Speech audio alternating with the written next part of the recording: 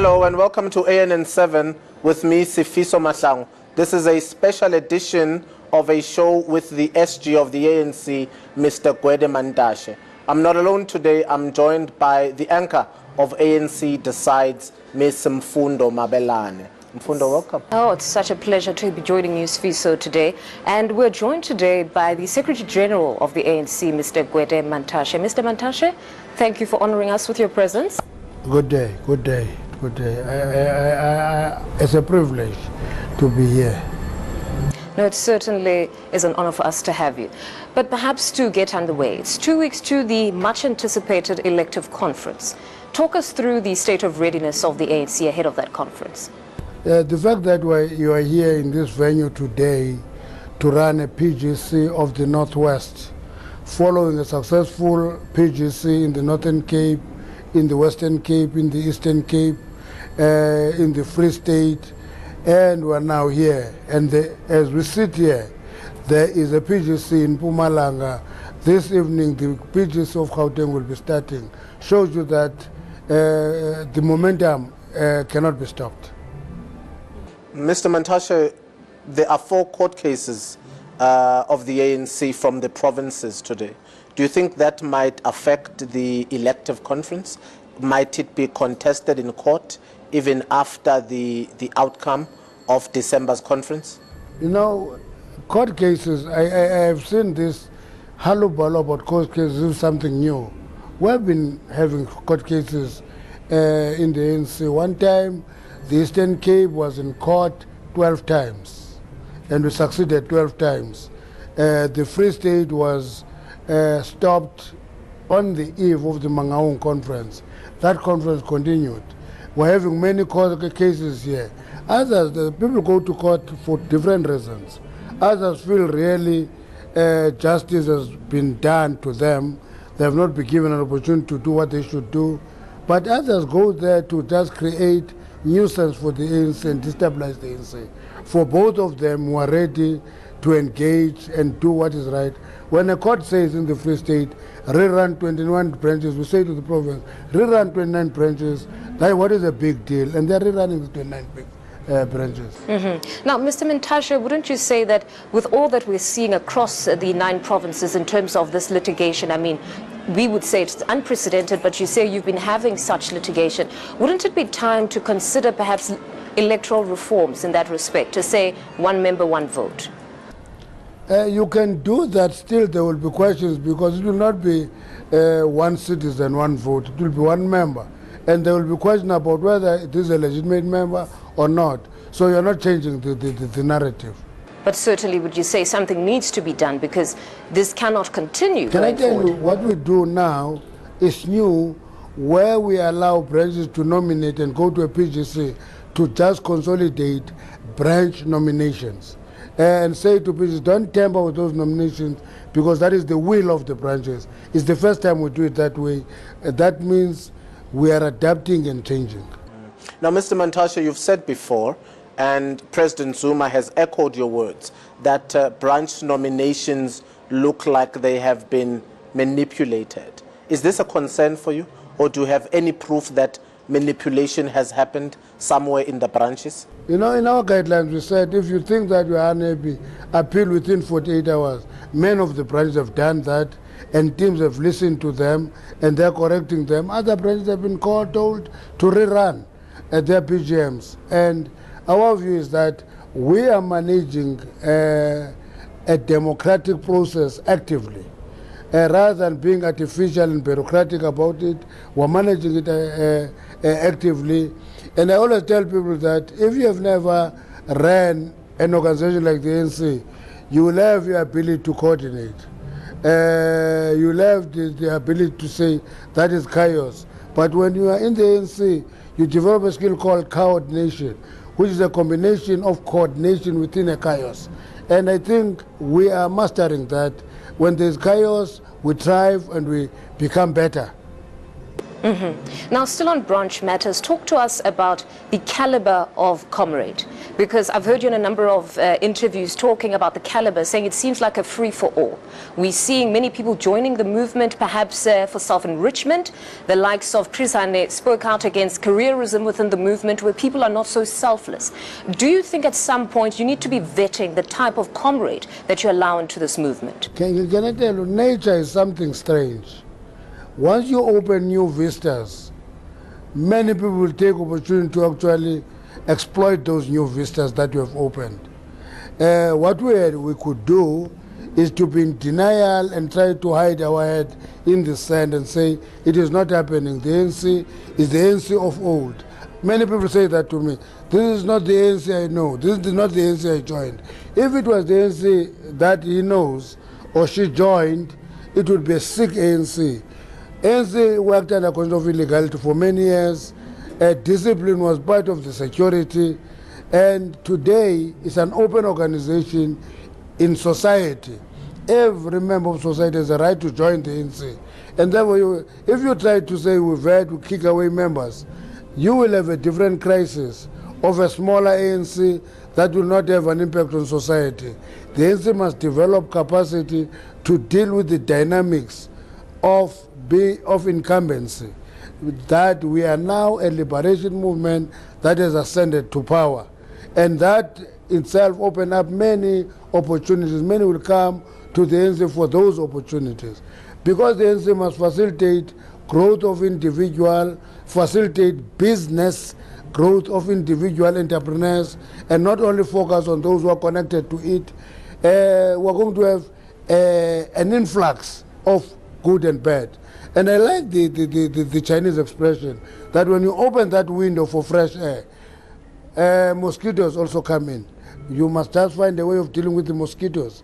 You can't deprive yourself of fresh air because there are mosquitoes. Let's talk about tradition. You've often spoken that there must be the management of succession in the ANC. But the ANC ticket is a free-for-all. Any card-carrying member of the ANC can have a desire to be the president. So why is it now that 7 candidates are out there, SG? There is the narrative that we must be obedient to tradition. I don't know what is the tradition. I've never used the term tradition once. Actually, even when people were saying it is tradition for deputy president to take over, I said there's no such a tradition. And I explained why I said there was no such tradition. I said there's no such tradition because the ANC in the first place never had deputy presidents. It had the President General and provincial presidents. Then it went on and had presidents who had no deputies for a long time. Then invented the deputies. That's why my argument has been on management of succession rather than tradition. Because tradition presupposes that there is tradition. The only president who took over from a president smoothly is Comrade Thabo Mbeki. He took over from President Mandela smoothly. President Zuma didn't take over from the Comrade Thabo Mbeki in a traditional way smoothly. They contested, fought it out. Comrade Zuma was elected, and therefore, let's not talk tradition. Let's talk management of succession. And an old movement like ours must be able to manage succession.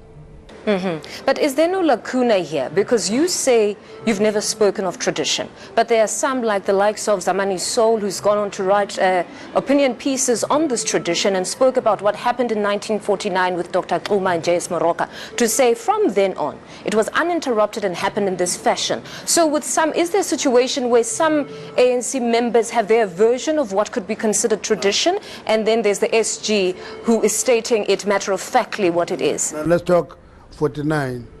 Dr. Xuma go to that conference, he gets kicked out. Moroka gets brought in by the Youth League, takes over.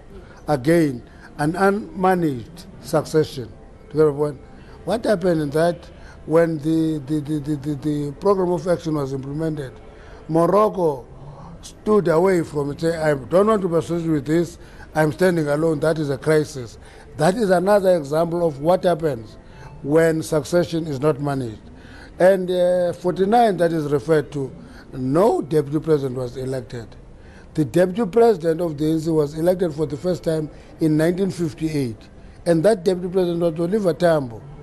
deputy to Chief Albert Luthuli.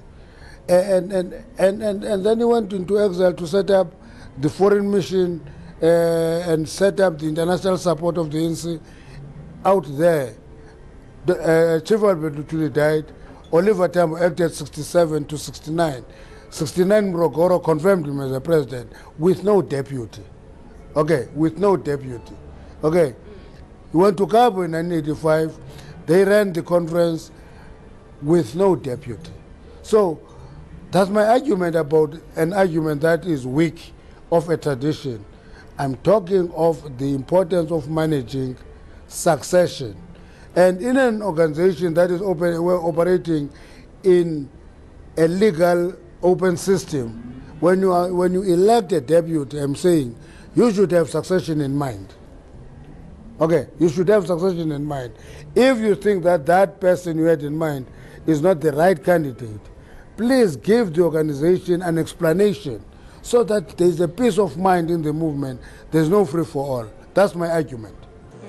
Now, SG, isn't that what President Jacob Zuma attempted to do when at the last day of the policy conference he spoke about the dual deputy presidency, that the ANC should have 2 deputy presidents? Wouldn't that be the management of succession?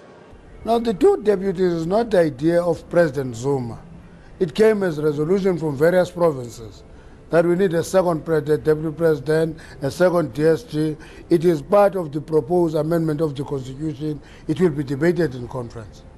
Now, what I think is management of succession is what President Zuma has done over the last 2 weeks, where he called all the 7 into a dinner, talked to them, and then called chairpersons of provinces. That is management of succession. Bit late, but we appreciate it because it should have happened earlier. Because if it happened earlier, the ANC must have authority to say to Gwede Mantashe, listen, Gwede, you cannot stand for position X, even if you have ambition to do so. Because in terms of the requirements, you will cause problems in that position. Well, once the ANC disarms itself of that authority, then succession becomes a free-for-all. It's very dangerous.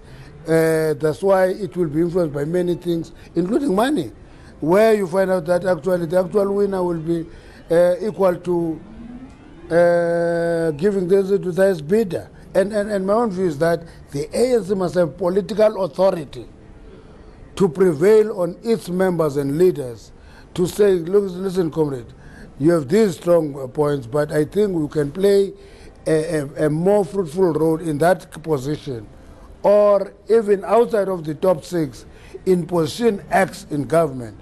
Once the ANC does that, it is back to the ANC that has authority over its cadres. But is this not indicative of a crisis within the ANC, that there hasn't been that opportunity to manage?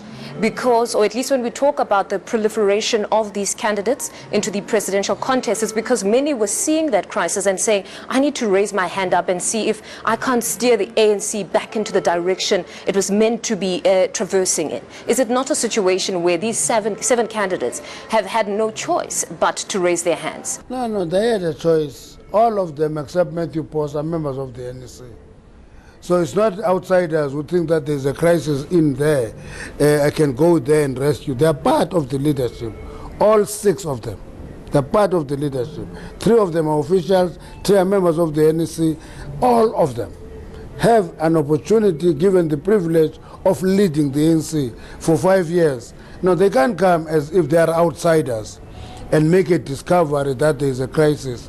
They are present, and in my own view, all of them are capable comrades of the ANC. They will make a good team together in a team, but they will not all be presidents, unfortunately. When this idea, this debate continues, and perhaps it is adopted that the ANC now has 2 deputy presidents, how do you then, SG, decide which one stays in Luthuli House and which one goes into government? I don't know if the idea of putting deputy presidents in Luthuli House and other people in Luthuli House, that is what works. In Luthuli House, you need a different skill. You need a more sophisticated machinery of bureaucrats. That's what you need in the ANC. You don't need proliferation of political authority all over the building. Because if you do that, you're going to cause new confusion.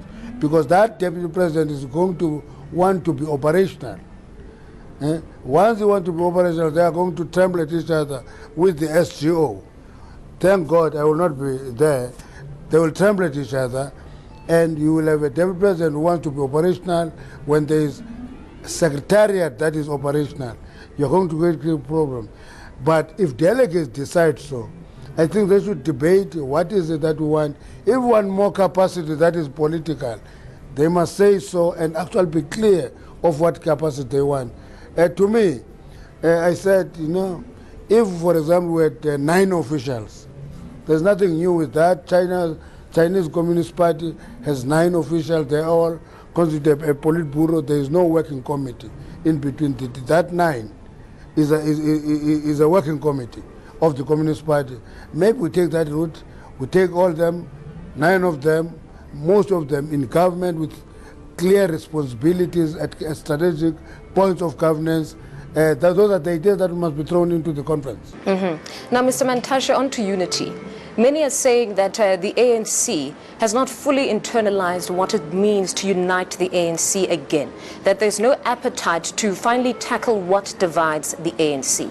What divides the ANC at this point? Now, I don't know if that is factual, except that people assume that social problems are resolved like natural problems. Natural science is the nice science because you meet water and syrup, you produce a drink. Now, in social problems, you don't do that. It's a function of consistent and persist and engaging people. And the issue of unity is not just a term. It is ability to work together, ability to appreciate that if we disagree on an item, we are not enemies. We're disagreeing on this item, must engage until we agree. We'll agree 100% on the next item. So we can't have enemies now and friends tomorrow and enemies the other day. Once we begin to understand that unity is a working concept. But we're still not tackling what divides the ANC, because I remember at the 52nd conference, Thabo Mbeki went on to report that what divides the ANC is people looking for positions in the ANC that will possibly lead to positions in government. Then they have access to resources, they can dispense patronage. Is it Usheleni that divides the ANC? That is simplistic. The first thing is that you have a liberation movement, it ascends to power. Okay. Then, if you say that is what divides the ANC, maybe you're correct, because when you ascend to power, you are responsible for resources. And then once you ascend, you ascend to power and responsible for resources, individual personality come in, the extent of greed, the extent of wanting to be rich, it's not the same. That's why when people say the ANC is corrupt, I always argue vehemently that the ANC is not corrupt, individuals are corrupt, because the function of individuals in charge of resources, and they just become greedy. And that's what happens. And that divides the ANC, because some will say, but if you are stealing from the fiscus and you are looting government resources, you are stealing from the poor, because you are reducing the capacity of the state to serve society. SG, is it not time that the ANC's elective conference becomes simultaneous with the general elections of the country? That way you would not have problems on where the president will go between 2017 and 2019. Is it not time that you make these elections coincide? Can I tell you, again, you're giving us a very simple solution. If they coincide, there will be no problems. But in the current system, you elect a president, and that president becomes the face of the election campaign. Do you get my point? And by the time we go to the election, we know exactly what are we talking about, who is this person, who will lead the country after the elections. That is the advantage of the lead period between the conference of the ANC and the election of government. Because it gives us an opportunity of that phase performing and interacting with society. By the time we go to the elections, we know the difference, because leadership is not just a science or a profession. It is an art. We can go through the same process of training, but we'll never manage things the same, because the art part is the personality of the individual leader. Therefore, the lead period gave us to have access to the personality of this leader. Is this an aloof person? Is it an aggressive person? Is he reaching out? What kind of a person is this? Then we go to the election with that face, and then it persuades society to vote for an organization with a face they can trust. That's why the elections in 2 weeks' time is important, because it must pull together a team that can send a message to society of where do we want to go, what are the intentions, what kind of a team is there, and therefore society begin to say that is the first step of rectifying what is bedeviling the ANC. In that note then, SG, what is the top 6 willing to do with President Jacob Zuma in a post-December situation? Have you had that discussion? Because after December, you're going to have a new president of the ANC. Now, this are you top going 6, to keep President Jacob Zuma as the head of state? This top 6 will step down off the podium together with President Zuma in 2 weeks' time. So it's a top 6 that includes President Zuma. So it can't determine what will happen to President Zuma post the conference, because it will not be there. It will have left the podium together with President Zuma. He is part of that top 6. So it can't be this top 6 that determines the future. Are you hoping that President Jacob Zuma will stay as the head of state? I'm the secretary of the ANC. I'm never informed by hope. I implement decisions of the organization. That's why some say I Mantashe, I Mantashe. And I always say I have not Mantashed. I have a view on this matter. It went to the structures of the ANC. It was debated. There is a decision. If the decision is against my views have come to their sell-by date. There's a decision of the organization. That's what prevails. And then what are your views on state capture, particularly what we're seeing play out in Parliament in terms of ESCOM?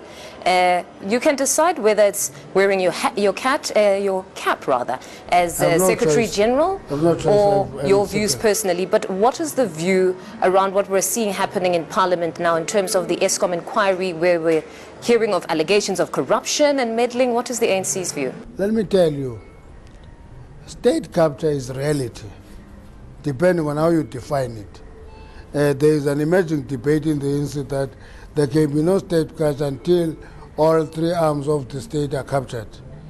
I don't agree with that notion, because it is not analytical. It can be a section of 1 arm that is captured, and that arm is captured. And it is captured when, let's say, a ministry and its machinery in the bureaucracy work to protect and serve interest of a business interests. That department is captured, and the state is captured to the extent of that department. When it is 2, 3, 4, that is the extent of capturing of the state. Now, what is happening in Parliament is good in many respects. It started with SABC, by the way.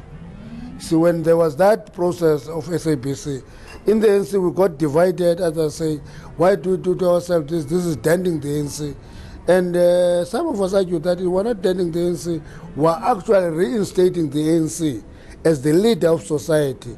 It can't stand aside when there is a hot debate in society and say, we don't want to be dirty. Then when we took SABC by hand, there's correction, the rectification program is progressing well there. In ESCOM, we're at this phase, and things are happening, and I'm one of the people who believe that it doesn't dent the ANC, it doesn't hurt the ANC. It is actually reinstating the ANC as the leader of society to say something is going wrong in ESCOM. If you listen to what happens in ESCOM, many things that come through really tell us that there is rot in ESCOM. You see, there's rot there, and Parliament must investigate that rot and come up with it. I would have preferred the Judicial Commission of Inquiry. It is not coming. Parliament must go ahead. In a matter like the former ESCOM acting CEO, Mr. Koko, who then alleged that the reason he was hurt at ESCOM was because he fingered your daughter, who has received big projects at a power station called Kusile Mine in Mpumalanga. How do you respond to that? Kusile is a power station, by the way. It's a power station. It's in New Lago, if you want the actual venue, next to Orches. On the N12 to Witbank? Yes, on the N12 to Witbank, on the left. That's where Kusile power station is, opposite Kendall. That's my area of work for many years, okay. I know it well. Let me tell you, I always tell people that thieves want associates, okay. Thieves want associates. And in the process where the political environment is polluted, mud is thrown and everybody sticks. You know, there was an allegation here that in Kusile and Mutupi, I think, they said there was a catering contract of 1.4 billion that was given to my wife. Nolwal is my wife, is not my daughter. It's my wife of 33 years. And they say he's having this big contract of 1.4 billion. Can I tell you, 1.4 billion contract is with a Bidvest, okay. Nolwal is not a shareholder, is not the owner of Bidvest. Nolwal happened to be in the board of Bidvest because they gobbled Vela Serve, which was a black company owned by Bomiki Kaya and them. That's where she worked. Then Bidvest gobbled that business and Nolwal became a board. And people, because they want to come to Gwede Mantashe, say is in Bidvest, therefore Bidvest is equal to Nolwal Mantashe. It can't be. Nolwal doesn't have 1.4 billion rand contract. She has left that board. You know why? Because Bidvest has interest in game industry and in casinos and those. And therefore, in terms of law, nobody who has links with political exposed people must be part of that entity. Then she left the board of Bidvest because of that. She's no longer there. The contract of 1.4 billion of catering continues. Okay.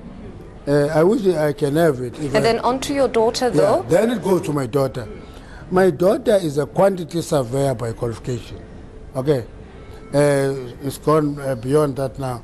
It's actually a property development and management professional. Okay. With a master's degree in that profession.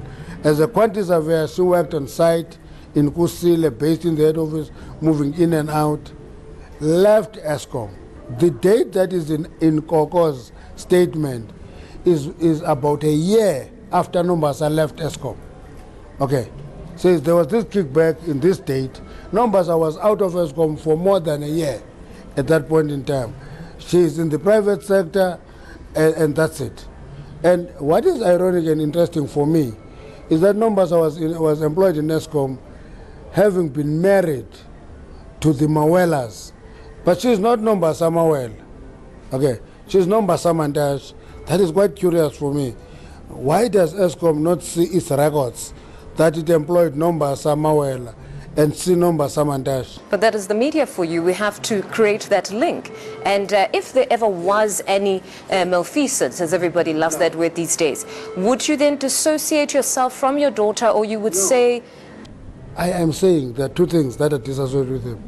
One, she's more than 30 years an adult. She's married to Mawelas. I think Mawelas should spend more sleepless nights about a daughter-in-law who can be receiving kickbacks than me. Because when she gets a pay every month, she doesn't come to my place saying, here is your amount, Dad, except when she must pay black tax like any black professional. But Nombasa is married to the Mawelas. She worked for ESCOM as such. And number two, the date Koko states in his statement is actually a year after she left ESCOM and worked for a private company. I won't tell you which private company, because if I do that, it will be pursued and be destroyed. So Koko is lying about your daughter, SG? No. Koko doesn't have facts. Somebody gave him a note, and I would want to know who that is. As far as I'm concerned, Koko is serving a master because he wishes this case can go away and he gets appointed CEO of ESCOM. But he wants to muddy everybody in the way to reappointment as CEO of ESCOM. She's a liar, he's a liar, and it's not the first time that I'm picking up that he is a religious liar. And my own view is that he's a liar, but Nombasa, who is an adult, a professional, must take that up himself. And I was told today that ESCOM is trying to push Hawks to move fast and charge here. So, and I know that they will want to do that before the conference, because it is opportune to have this case and then drop it after the conference. That's how they work when they are used by masters. Now, beyond this, if we had to talk about your term, it's coming to a close. Looking back, are you proud of your term as the Secretary General? Is there anything you would like to change, or are you particularly satisfied with the work you've done? Can I tell you, one of my role models among the 15 Secretaries General of the ANC is a man called Tumanoko. Is my role model. He fell on his sword in Morogoro, not because he was bad. He is still regarded as one of the best Secretaries General that the ANC ever produced. But he was Secretary General at a period where there was difficulties. And there was the Wangi, Spolilo campaign, and the cadres came back, total dissatisfied, unhappy. Tumanoko was the Secretary General at the time. In Morogoro, he fell on his sword. I can tell you that I have been Secretary General in this period, and I would not exchange that for anything. The knowledge I gained in this period, I wouldn't get in any university. If you said I must leave the ANC and go to Harvard, I would refuse, because my knowledge that I've gained by being Secretary General of the ANC is much higher and much valuable than being in Harvard. Let me break it into two terms. The first term was actually one of the best terms I've seen. I've seen this team effecting changes that impacted on the life of people practically. We divided education into two, higher and basic, and opened up access.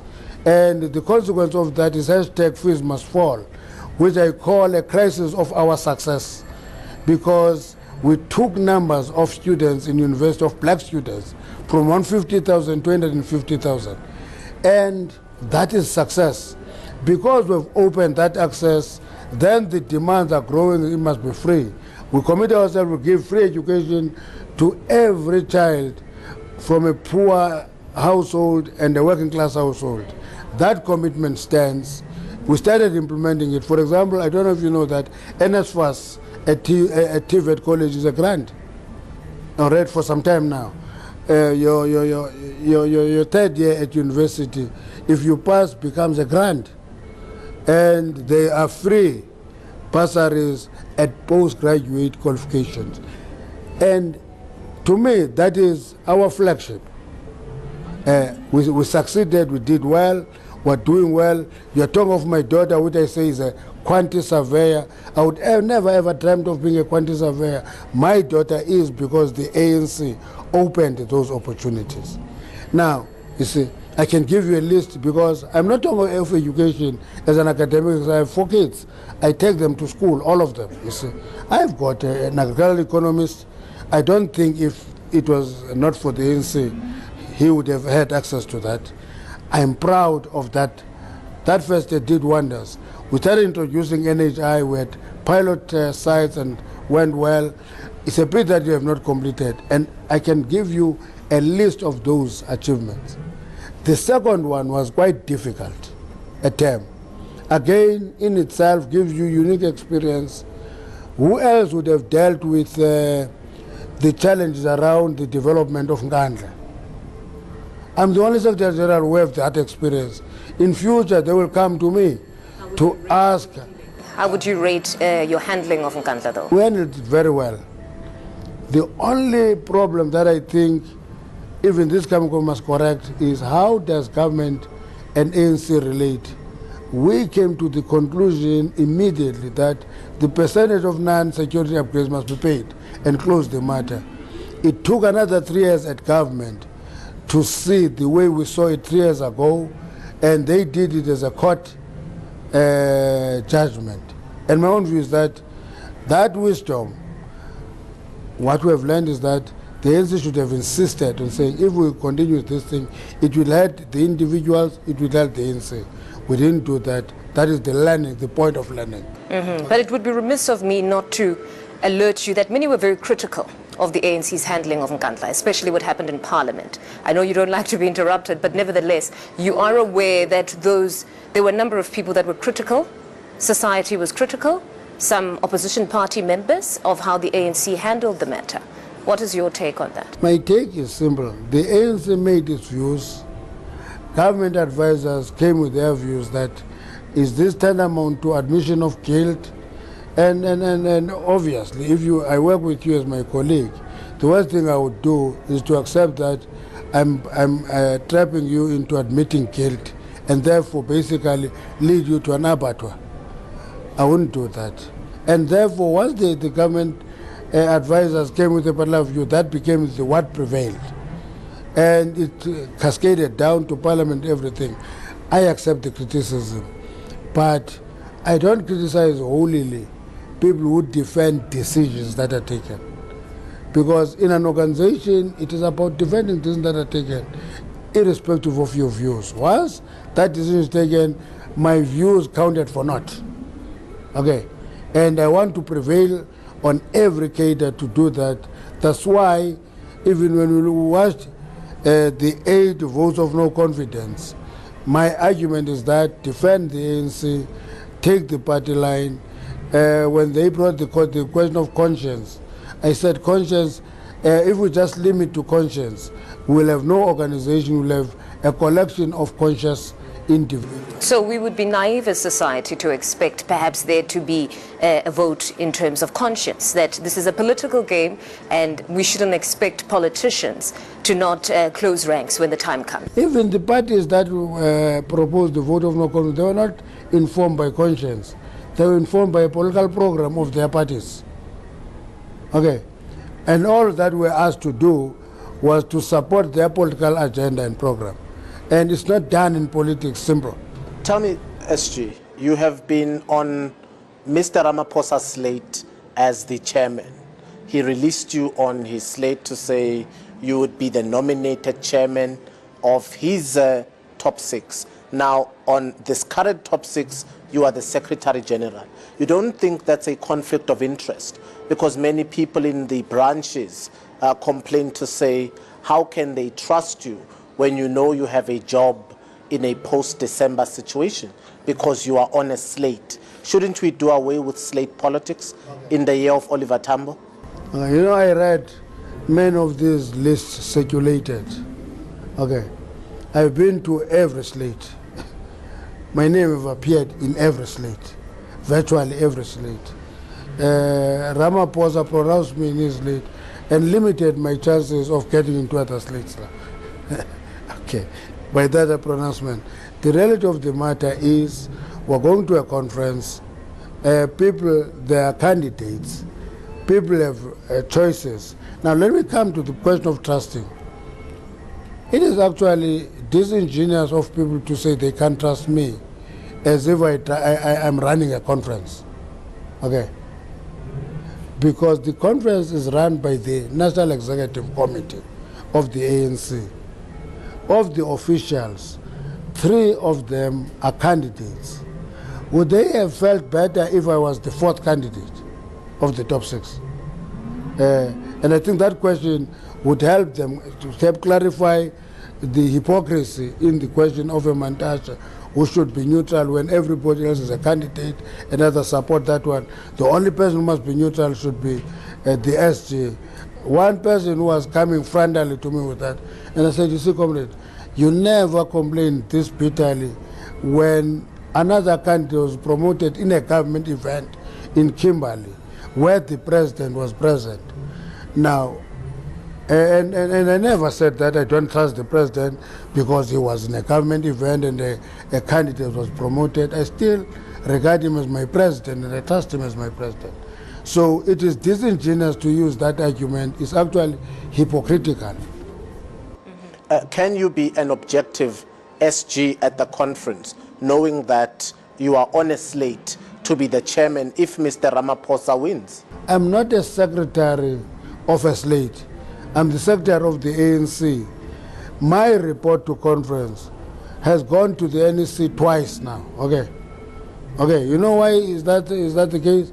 Because we want the NEC to understand that report, and it must reflect their work, not my slate views, if I mean a slate, but reflect the work of the NEC that is outgoing. And that is what I'm taking to conference. It is going to the NEC this weekend for the third time. It's draft 6, by the way. Okay. Let's talk about radical economic transformation, SG. We know you've got to go to the BGMs. Mr. Ramaphosa spoke of a new economic policy called the New Deal. Yes. But the ANC's economic policy is called radical economic transformation. Is that now a policy of the ANC? And why do you have a policy conference if a new deal can be released at campaign avenues when the ANC has got an economic policy? I don't know if you have read that New Deal. Because if you had read it, I would ask you, on issues raised in the so-called New Deal, what aspect of policies are departing from ANC policies? So in essence, the New Deal is meant to sort of expedite or lead us to that radical economic transformation. It's what I read. So it's radical economic transformation by another name? No, I'm not saying that. I'm not a linguist. All I'm trying to say is that when you criticize, the worst thing you can do is to criticize titles and not internalize the content, because you are surely going to falter in that. Radical economic transformation is a policy of the ANC, but the ANC says we must move to the second phase of the transition, which will include radical socio-economic transformation. That is not a policy. That is characterization of action. Okay. And that characterization of action is action to implement policies of the ANC. You will only deal with the policies when you go into policy and say, what does the ANC say in mining? And it will say accelerate, transformation, beneficiate, value add, and all those things. If you deal with that, that is the policy of the ANC. Agriculture, value addition, accelerating land redistribution, and so forth. And therefore, that is the policy. That's why I'm saying many people have actually came up in the ANC. Obviously, factions will use anything that they can use. Say, what is this New Deal? And I always ask them, because I took time, when I said New Deal, I said, what is this? Take time to read it. I said, but there's nothing new in this. These are policies of the ANC. If you call it New Deal, it may only talk to the passion a leader will have with aspects of policy of the ANC. But the content, I can tell you, is the same. Beauty of the ANC is that no president has his own or her policy. The president of the ANC will be expected to execute ANC policies. Mm-hmm. And then in closing, to the Free State, I mean, we've seen a significant event take place. The SACP decided to test its electoral might. And reduced our yes. share. So poor showing for the ANC in the Free State. What is your take as the party? No, my views I've expressed in bilateral meetings, in alliance meetings, and I said departing of the SACP and stand alone will have one effect and one effect only. It will actually deprive both the ANC and the SACP from being in power. And I think Metsumahulu is an illustration of that decline, but I'm still adding their forces of 16 that give us 20, and unless we do something extra, we'll be out of power. All I'm saying is that if the party breaks away from the ANC, that is not different from forming a coup in electoral terms. That's my view. I've said that before Metsumahulu. I'm saying it today. Metsumahulu, that confirms my views. And the SACP has taken on the ANC at the polls, something that happened before, SG. Yeah, Is this a significant split in the alliance? Are we seeing the SACP contest the party? Let me help you with the language, because your language illustrates your intention. You can't say it never happened before, as if there's some long before. Before, when both of us, not electoral parties, okay. So before, from 1921, when the party was formed, when ANC was 9 years old, it could not have contested elections because we're not contesting elections as parties. So let's say if the party will go to the election 1994, we agreed to go together and contest election under the banner of the ANC. If it breaks away, what will it do to the alliance? I'm helping you with your question. My own view is that the worst thing that can happen is to get into the era of coalitions, replacing alliance by accident. Okay. I think if that decision is taken, and we discuss it, we appreciate that. The partner will go its own way, the ANC will go its own way. It will do many things. Let me tell you what it will do. It will not only spell the death of the alliance, it will do the following. There are quite a number of SACP members who are very deep in the ANC and hold serious positions. I'm one of them. There are quite a number of us, even in the cabinet. Once the party goes its way and the ANC goes its way, it is saying to us, make a choice. That's the first implication. That individual members of the party ANC must make a choice. Therefore, you'll have to choose from being in the party or in the ANC. And that will divide sections of the ANC. It will divide the party itself. That's what it will do. Number two, it will throw a spanner, okay, on COSATU, because COSATU will have to say who do we support, and it will be divided. SANGO will be divided. Therefore, it will be the end of the alliance and the division of the alliance components. Mr. Mantashe, I hope you recognize your status as a politician. You had to have two anchors, tag team partnership interviewing you, so you are that important. Thank you very much for joining us. Am I that important? You must be. We had to be I will two. write it in my CV. Yes, sir. Some say you are the current SG, but you are the future chairman. No. December will tell. No, you never count chickens before they are hatched. Thank you, Mr. Mantashe. And goes. Thank you for the interview. Thank you.